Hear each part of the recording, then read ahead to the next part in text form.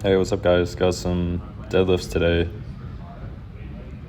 Deadlifts that didn't really feel very good, but that's all right because the result was not that bad compared to what I've done in the past, what I've done recently. So I walked away feeling all right about the session, pretty indifferent, I guess. It was about what I expected.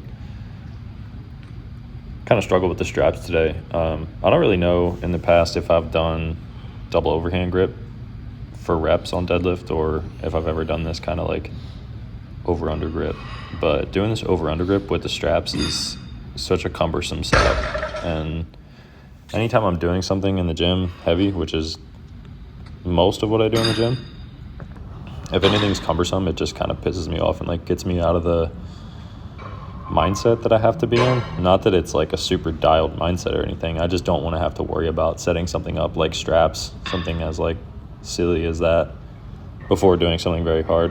You'll see me kind of struggle with my left hand here doing it, which is so stupid. Just feels like a waste of time. Listening to the band Gulch on this set. Gulch is a pretty crazy band. I don't really listen to them a lot, but I was pretty tired right here, so it was a good thing to listen to kind of get going a little bit. Got 465 on the bar for 5. I think this is a PR. I'm not really sure. I've never pushed a whole lot for rep maxes on deadlift that weren't like a 10 rep max, 12 rep max, 15. So I think for a set of 5, this is at least close to a PR. I really hated this bar I was lifting on. I don't know what brand of bar this is, but it sucks so bad. The knurl's pretty passive, which I don't really care about.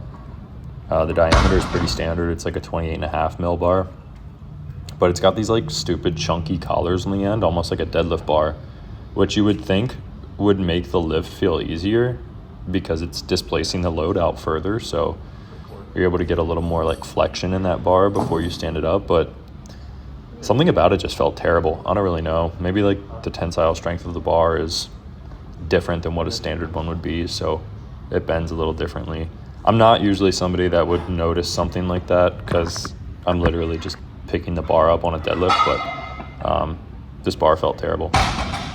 I felt a little bit of roundness in my mid to lower back on that top set, so I kind of record from the back on this one to get a better look at that. I don't know, my angles suck. I need to get a tripod, but these felt fine. I'm usually not too worried about back rounding in the deadlift as long as it feels fine for me or for the lifter.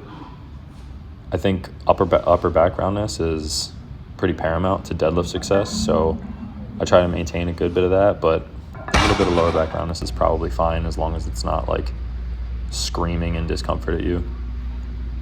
I moved on to some high bar kickstand good mornings afterwards. These suck, and not in like a good way. Like obviously all good stimulative hard training is like a little bit shitty and sucks, but this is just like not a good movement. I think with the SSB these feel pretty fine, but this kickstand stance with the straight bar just feels stupid. It just felt off. And I mean, granted, like my back was completely thrashed by this point, but probably won't do these again.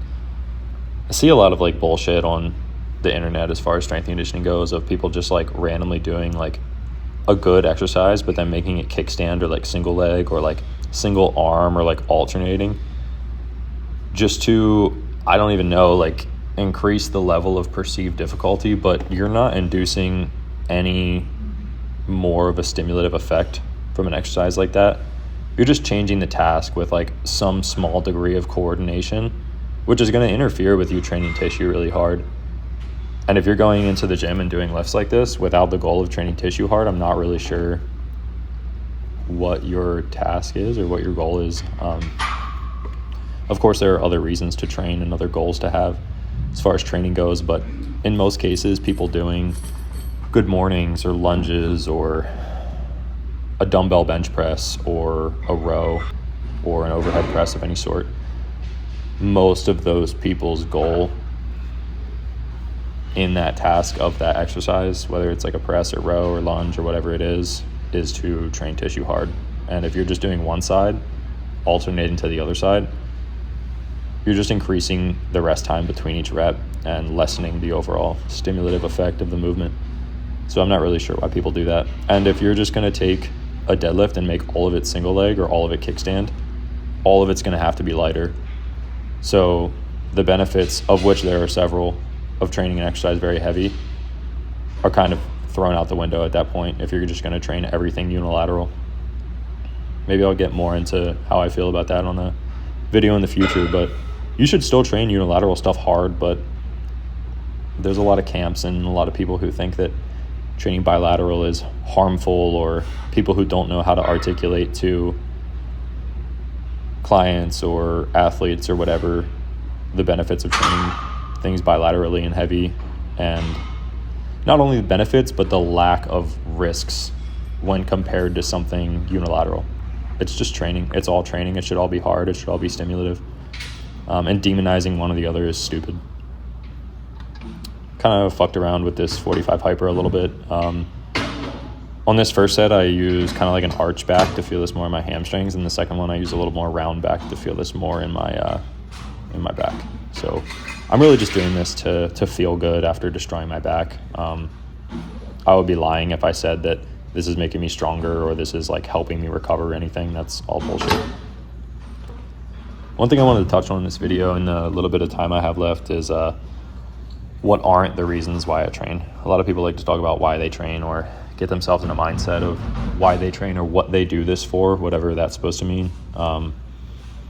There are such obvious reasons why you should lift weights and why you should train hard and exercise hard. But there are a lot of people on the internet who, and not only on the internet, but in real life too, who act like there's some like higher philosophical calling towards like exercise or towards like sport or whatever it is. If that works for you, that's awesome. I know some really, really great lifters and really great athletes that are like that. That's absolutely not the case for me. I don't feel any kind of like mission or search or duty for like my inner being or like my like morality in training or anything like that. That's all just bullshit and nonsense to me.